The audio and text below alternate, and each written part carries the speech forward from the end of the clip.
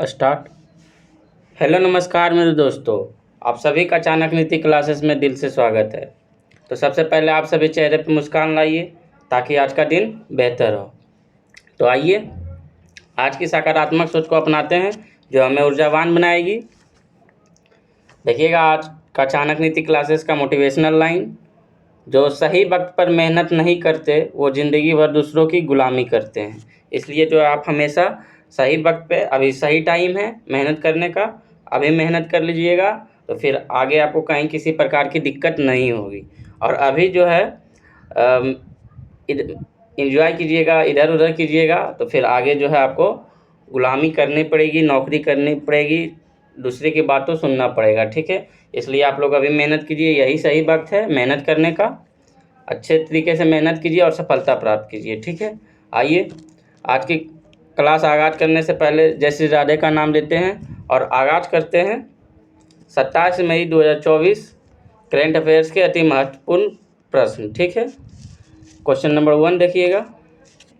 हाल ही में बंगाल की खाड़ी में आए चक्रवाती तूफान रेमेल का नामकरण किसने किया? तो हाल ही में जो है बंगाल की खाड़ी में आया है चक्रवाती तूफान रेमेल का नामकरण किस देश ने किया है? तो ओमान। ऑप्शन ए ओमान जो है इसका नामकरण किया है। ठीक है, रेमेल चक्रवाती तूफान कहाँ आया है? तो हिंद महासागर में।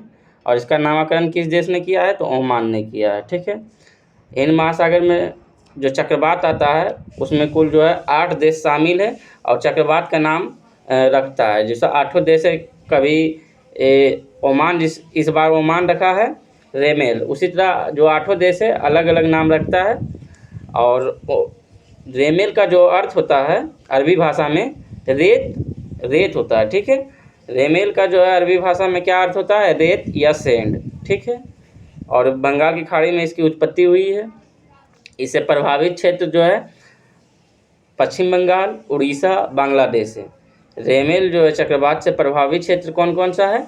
पश्चिम बंगाल है, उड़ीसा है और बांग्लादेश है। ठीक है, तो इसको भी ध्यान रखिएगा। इस क्षेत्र में जो है तेज़ बारिश होने की संभावनाएं हैं और ऐसा मतलब प्रभावित ये तीनों क्षेत्र ही प्रभावित क्षेत्र है। ठीक है, तो आइए ओमान के बारे में जान लेते हैं। ओमान की राजधानी कहाँ है? तो ओमान की राजधानी मस्कट है। ठीक है, ओमान की राजधानी कहाँ है? मस्कट है। दुबकम पोर्ट बंदरगाह कहाँ स्थित है? तो ओमान में स्थित है। दुबकम पोर्ट बंदरगाह कहाँ स्थित है? तो ओमान में, और ये भारत के सहयोग से बनाया गया। ठीक है, बताइएगा ऑस्ट्रेलिया में चक्रवात को क्या कहते हैं? ठीक है, ऑस्ट्रेलिया में चक्रवात को क्या कहते हैं? तो बिली कहते हैं। ऑस्ट्रेलिया में चक्रवात को बिली कहते हैं। भारत में क्या कहते हैं? तो चक्रवात कहते हैं। भारत में क्या कहते हैं? तो चक्रवात। बताइएगा मिचोंग चक्रवात का नामकरण किस देश ने किया था? तो मिचोंग चक्रवात का नामकरण किस देश ने किया था? तो म्यांमार ने किया था। इसी तरह रेमेल का जो है नामकरण, रेमेल चक्रवात का नामकरण किस देश ने किया? तो ओमान ने किया। ठीक है, उसके बाद देखिएगा 2024 का पहला चक्रवात कौन सा था? 2024 का पहला चक्रवात कौन सा था? आप लोग सभी लोग बताइएगा। ये क्वेश्चन बार बार बताते हैं और इस बार भी बता रहे हैं, तो ध्यान से सुन लीजिएगा। 2024 का पहला चक्रवात कौन सा था? तो एल्बोड़ो। ठीक है, एल्बोड़ो था 2024 का पहला चक्रवात। और इससे जो है प्रभावित क्षेत्र कौन सा था? तो मेडागास्कर, जो कि हिंद महासागर में पड़ता है। ठीक है, मेडागास्कर था इससे प्रभावित क्षेत्र। और यह चक्रवात कहाँ आया था? एल्बाड़ो, तो हिंद महासागर में। ठीक है, हिंद महासागर में आया था यह चक्रवात। उसके बाद क्वेश्चन देखिएगा, अगला जो है क्वेश्चन बताइएगा आप लोग, 2024 में बंगाल की खाड़ी में आने वाला पहला चक्रवात कौन सा? तो 2024 में जो है बंगाल की खाड़ी में आने वाला पहला चक्रवात रेमेल होगा। ठीक है, यही चक्रवात जो है पहली बार बंगाल की खाड़ी में आया इस साल 2024 में। तो पहला चक्रवात कौन होगा? तो रेमेल। ठीक है, इसको ध्यान रखना है। क्वेश्चन नंबर 2 देखिए। हाल ही में भारत की अगली पीढ़ी का परमाणु ईंधन देने की घोषणा किसने की है? तो आप लोग ऑप्शन के अनुसार भी बता सकते हैं कि कौन दे सकता है। तो हाल ही में भारत को अगली पीढ़ी का परमाणु ईंधन देने की घोषणा किसने की है? तो रूस। रूस जो हमारा परम मित्र देश है, रूस जो है भारत के लिए हमेशा तत्पर खड़ी रहता है। रूस हमेशा भारत का सहयोग किया और भारत भी रूस का सहयोग करना चाहिए।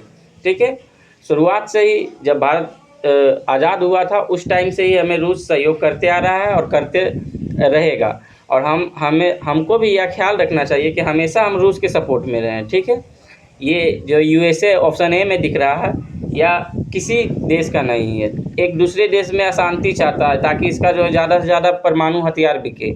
हमेशा जो है ये अपना परमाणु हथियार बेचने के चक्कर में, मतलब ज़्यादा से ज़्यादा हथियार बेचने के चक्कर में रहता है, यही उसका मुख्य स्रोत है आय का। उसका मुख्य स्रोत जो है ज़्यादा से ज़्यादा हथियार बेचना और एक दूसरे देश में जो है अशांति फैलाना।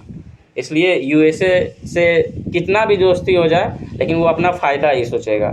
और रूस हमेशा तटस्थ खड़ा रहा है, भारत के लिए हमेशा तटस्थ कौन खड़ा रहा है? तो रूस। और रूस जो है हाल ही में भारत को अगली पीढ़ी का परमाणु ईंधन देने की घोषणा की है। ऑप्शन सी, रूस जो है अगली पीढ़ी की परमाणु ईंधन देने की घोषणा भी की है। और रूस की कौन सी कंपनी देने की बात यह कहा है? तो रूस की रोसोटॉम कंपनी जो है भारत को अगली पीढ़ी परमाणु ईंधन देने की घोषणा की है। ठीक है, रहेगा। परमाणु ऊर्जा, भारत में परमाणु ऊर्जा आयोग के अध्यक्ष कौन होंगे? तो ए के मोहंती, जो कि डील किया है। ठीक है, ए के मोहंती ने किया है कि यह परमाणु ईंधन जो है भारत को दिया जाएगा। बताइएगा कुडनुकुलम परमाणु संयंत्र कहाँ स्थित है? तो कुडनुकुलम परमाणु संयंत्र कहाँ स्थित है? तो तमिलनाडु में स्थित है। ठीक है, इसको ध्यान रखना है। कुडनुकुलम परमाणु संयंत्र कहाँ स्थापित है? तो तमिलनाडु में। किस देश के सहयोग से यह बनाया गया था? तो रूस के सहयोग से। ठीक है, रूस हमेशा सहयोग करता है, तो रूस के सहयोग से कुडनकुलम परमाणु संयंत्र बनाया गया। तो केगा परमाणु संयंत्र कहाँ स्थित है? केगा परमाणु संयंत्र कहाँ स्थित है? तो कर्नाटक में है। और बताइएगा नरौरा परमाणु संयंत्र कहाँ स्थित है? तो यूपी में। और कलपक्कम, तो कलपक्कम भी तमिलनाडु में स्थित है। ठीक है, और तारापुर जो है कहाँ स्थित है? तो महाराष्ट्र। ठीक है, इसको ध्यान रखना है। तारापुर कहाँ स्थित है? महाराष्ट्र। रहेगा। भारत का जो प्रमुख संस्था है भाभा परमाणु अनुसंधान केंद्र, ये कहाँ स्थित है? तो ट्राम्बे, महाराष्ट्र में। ठीक है, देखिए भारत में परमाणु विज्ञान के जनक कौन है? तो भारत में परमाणु विज्ञान के जनक कौन होंगे? तो डॉक्टर होमी जहांगीर भाभा। ठीक है, भारत में परमाणु विज्ञान के जनक कौन है? तो डॉक्टर होमी जहांगीर भाभा। इसको ध्यान रखना है। देखिए हाल ही में जो है AK-203 राइफल का निर्माण कहाँ हुआ है और किस देश के सहयोग से हुआ? तो हाल ही में जो है भारत में AK-203 राइफल का निर्माण हुआ है कोरबा, यूपी में। ठीक है, निर्माण कहाँ हुआ है? तो कोरबा, यूपी में। और किन दो देशों के मध्य हुआ है, किसके सहयोग से हुआ है? तो भारत और रूस के मध्य और रूस के सहयोग से। ठीक है, रूस के सहयोग से जो है AK-203 राइफल का निर्माण हुआ है। कहाँ? कोरबा, यूपी में। ठीक है, क्वेश्चन नंबर 3 देखिएगा। हाल ही में कांस फिल्म महोत्सव 2024 में ग्रांड प्रिक्स श्रेणी में पुरस्कार जीतने वाली पहली भारतीय फिल्म निर्माता कौन है? तो कांस फिल्म महोत्सव 2024 में ग्रांड प्रिक्स श्रेणी में पुरस्कार जीतने वाली पहली भारतीय फिल्म निर्माता कौन है? तो पायल कापड़िया। ठीक है, पायल कापड़िया जो है यह अवार्ड जीता है। यह कांस फिल्म फेस्टिवल का जो है 77वें क्रम का है। ये कांस फिल्म फेस्टिवल जो है 77वें क्रम का है, 77। और यह जो है इस पूरे अवार्ड में सेकेंड सर्वोच्च श्रेणी है। ठीक है, कांस फिल्म फेस्टिवल का सेकेंड सर्वोच्च श्रेणी है ग्रांड प्रिक्स श्रेणी। ठीक है, ये सेकेंड सर्वोच्च श्रेणी है ग्रांड प्रिक्स श्रेणी। और ये कौन जीते हैं? तो पायल कापड़िया जीते हैं। ठीक है, क्वेश्चन नंबर 4 देखिएगा। हाल ही में मुनीब अमीन भट्ट को नासा ने हॉल ऑफ फेम में शामिल किया, इनका संबंध किस राज्य से है? तो मुनीब अमीन भट्ट को नासा ने हॉल ऑफ फेम में शामिल किया, इनका संबंध किस राज्य से है? तो ऑप्शन ए जम्मू कश्मीर से। ठीक है, जम्मू कश्मीर से है। और ये मुनीब अमीन भट्ट जम्मू कश्मीर से आते हैं और इन्होंने नासा जो है हॉल ऑफ फेम में शामिल किया। बताइएगा नासा का फुल फॉर्म पहले आप लोग बताइए। नासा कहाँ की स्पेस एजेंसी है? तो आप लोग सभी लोग जानते होंगे नासा कहाँ की स्पेस एजेंसी है? तो यूएसए की स्पेस एजेंसी है। ठीक है, नासा की कहाँ की स्पेस एजेंसी है? तो यूएसए की है। और नासा का फुल फॉर्म आप लोग बताइए। ठीक है, तो नासा का फुल फॉर्म सुनिए, national aeronautic and space administration. ठीक है, national aeronautic and space administration. ठीक है, इसको ध्यान रखना है, नासा का फुल फॉर्म याद रखना है। बताइएगा और जो है नासा में हॉल ऑफ फेम में शामिल होने वाले कौन है? तो मुनीब अमीन भट्ट, जो कि कहाँ के रहने वाले हैं? तो कश्मीर के। इनका जो क्षेत्र क्या है? तो साइबर सिक्योरिटी, मतलब साइबर सिक्योरिटी, साइबर सुरक्षा करना। ठीक है, क्वेश्चन नंबर 5 देखिएगा। हाल ही में वर्ष 2023-24 में सर्वाधिक ट्रांसमिशन लाइन जोड़ने वाला राज्य कौन सा है? तो वर्ष 2023-24 में सर्वाधिक ट्रांसमिशन लाइन जोड़ने वाला राज्य कौन सा है? तो यूपी। ठीक है, ट्रांसमिशन आप लोग समझ रहे हैं, जहाँ बिजली संयंत्र को जो है घरों में बिजली पहुंचाना, उसे ट्रांसमिशन, बीच में जो है इसे ट्रांसमिशन लाइन कहते हैं, मतलब बिजली संयंत्र से घरों तक बिजली पहुंचाना उसे ट्रांसमिशन लाइन कहते हैं। ठीक है, इसमें जो है 2023-24 में सर्वाधिक ट्रांसमिशन लाइन जोड़ने वाला राज्य कौन सा है? तो यूपी है। यूपी जो है सर्वाधिक ट्रांसमिशन लाइन जोड़ने वाला राज्य है, और सेकेंड स्थान पर गुजरात है। ठीक है, कुल भारत में इसका जो है टारगेट लिया गया था 11,000 किलोमीटर जोड़ना है। ठीक है, भारत में ट्रांसमिशन लाइन जोड़ने का टारगेट लिया गया था 11,000 किलोमीटर जोड़ना है, लेकिन उसमें 6993 किलोमीटर ही जोड़ सका। ठीक है, 6993 किलोमीटर जोड़ सका, और जिसमें यूपी जो है 1460 किलोमीटर जोड़ा है। ठीक है, इसको ध्यान रखना है। तो हाल ही में वर्ष 2023-24 में सर्वाधिक ट्रांसमिशन लाइन जोड़ने वाला राज्य कौन सा होगा? Option B, UP. Question number 6 देखिएगा। हाल ही में अंतर्राष्ट्रीय परमाणु ऊर्जा एजेंसी का परमाणु सुरक्षा पर चौथा अंतर्राष्ट्रीय सम्मेलन कहाँ आयोजित हुआ है? तो वीना। ठीक है, हाल ही में अंतर्राष्ट्रीय परमाणु ऊर्जा एजेंसी का परमाणु सुरक्षा पर चौथा अंतर्राष्ट्रीय सम्मेलन कहाँ आयोजित हुआ है? तो ऑप्शन डी, वीना। ठीक है, बताइएगा अंतर्राष्ट्रीय परमाणु ऊर्जा की स्थापना कब हुई? आप लोग पहले ये बताइए, अंतर्राष्ट्रीय परमाणु ऊर्जा की स्थापना कब हुई? तो 1957 में। ठीक है, अंतर्राष्ट्रीय परमाणु ऊर्जा की स्थापना कब हुई? 1957 में। और इसका मुख्यालय कहाँ है? तो वीना, ऑस्ट्रेलिया में। ठीक है, इसका मुख्यालय कहाँ है? वीना, ऑस्ट्रेलिया में। इसमें कुल कितने देश आते हैं? तो 178 देश आते हैं। ठीक है, इसकी स्थापना 1957 में, और मुख्यालय वीना, ऑस्ट्रिया में, और देश कुल कितने आते हैं? तो 178। ठीक है, परमाणु सुरक्षा के लिए सम्मेलन जो वीना में हुआ है अभी हाल ही में, ये वीना में हुआ है, और इसका थीम क्या है?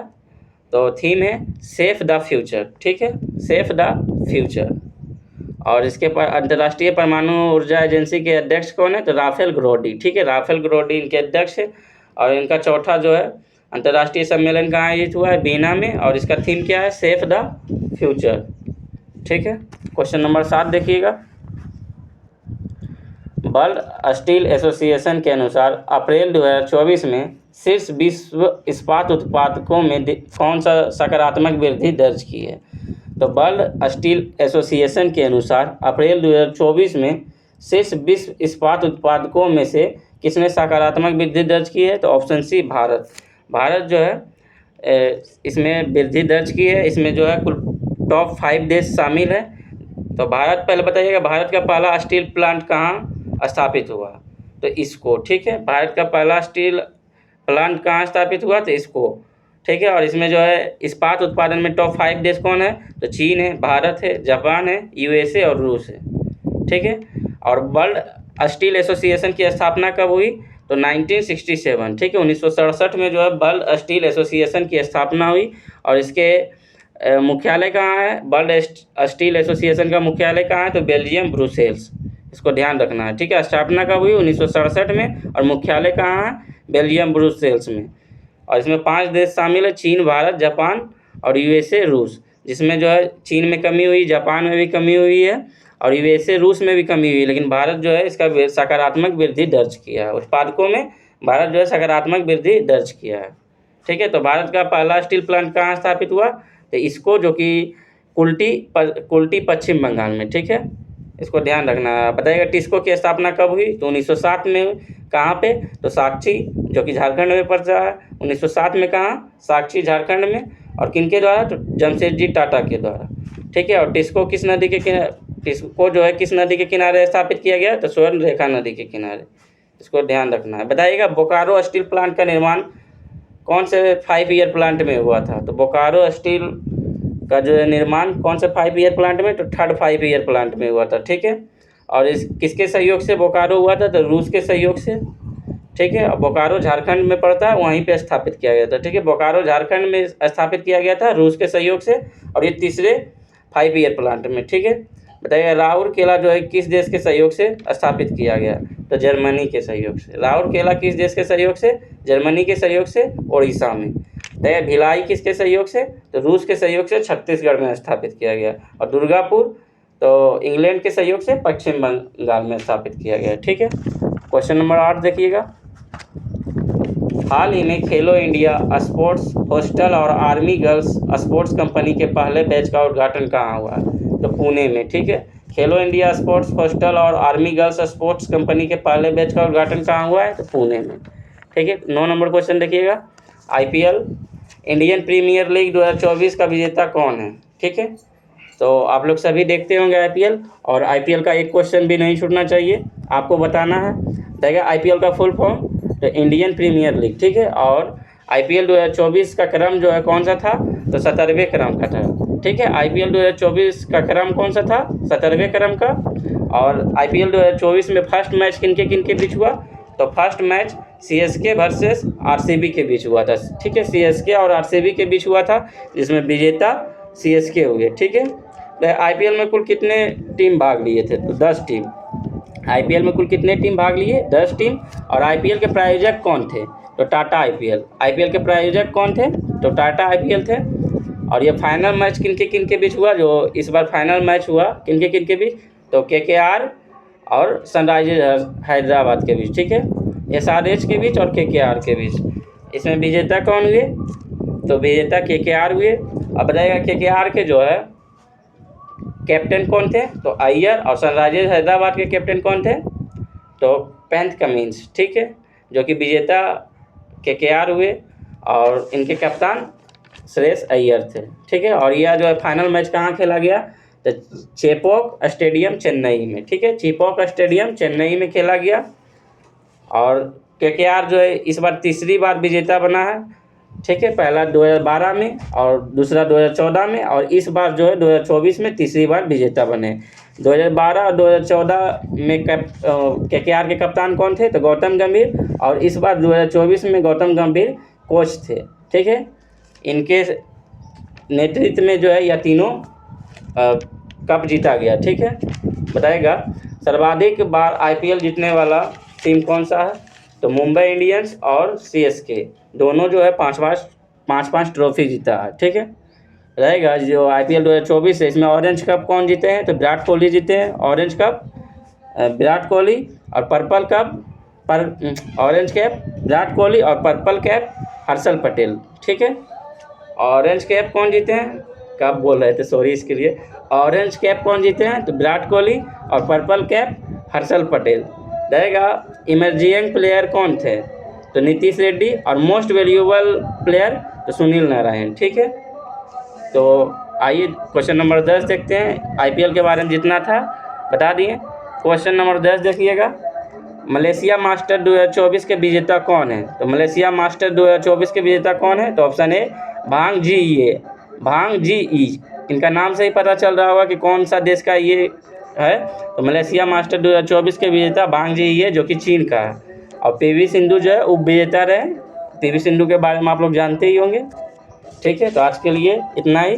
थैंक यू, जय हिंद।